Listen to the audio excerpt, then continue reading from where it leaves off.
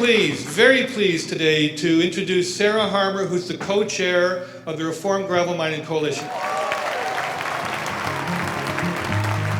Sarah's dedication is unbelievable. I mean, I think she's been at this on and off for 20 years. I remember watching the video, the Escarpment Blues video that she did. I mean, she physically walked the escarpment. I think it starts with her family. They're a very musical family. Her parents, especially her mother, was a great social activist. They really believe in the causes espoused by the folk movement. Sarah and her mother and her neighbors founded Pearl over 20 years ago to fight the Mount Nemo Nelson aggregate proposal. And she did that, and the people were saying, we can't do this on an ad hoc basis. We need to formalize. And we brought citizens and experts together to create a movement around protecting people from aggregate and connecting people.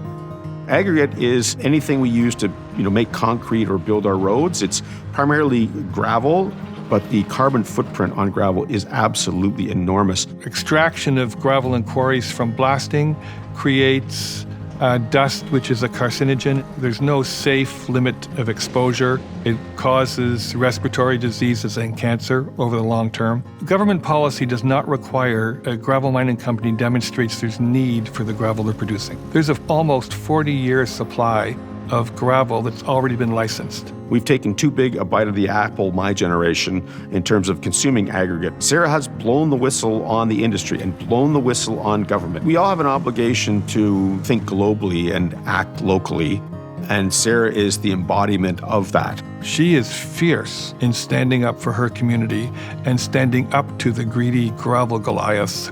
Sarah Harmer has traveled Ontario, meeting with citizens groups for all manner of fights, not just aggregate.